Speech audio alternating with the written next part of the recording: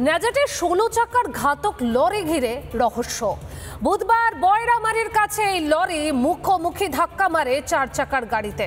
কার lorry, কে চালাচ্ছিল, গাড়ির fitness certificate ছিল কিনা, প্রশ্ন সহস্র।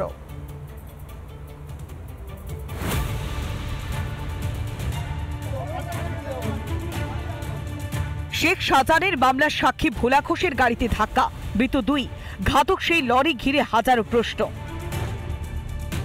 ফিটনেস সার্টিফিকেট মেয়াদ উত্তীর্ণ ছিল, এমনকি পলিউশন সার্টিফিকেটেরও মেয়াদ ফুরিয়েছে।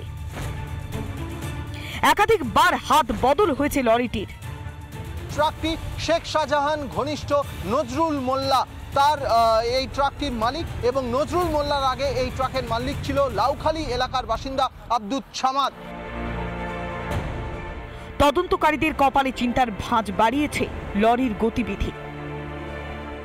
ঘাতক ট্রাকটি গতকাল সন্ধে রাত থেকে ওই যে ঘটনাস্থল অর্থাৎ বয়ারমারি ঘোষপাড়া তার ঠিক আগে তালতলা এলাকায় দাঁড়িয়েছিল। আজ সকালবেলা থেকে সেটির মুভমেন্ট শুরু হয়। গাড়িটি সাধারণত কোনো কাজে ইউজ হয় না, গতকালকে গ্যারেজ থেকে বেরিয়েছে এমনটাই জানা যাচ্ছে।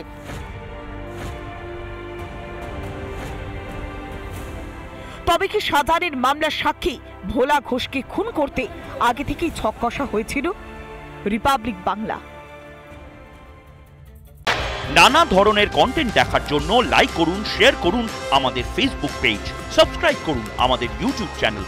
পাশাপাশি অন্যান্য ব্রেকিং নিউজের জন্য অবশ্যই চোখ রাখুন রিপাবলিক বাংলায়।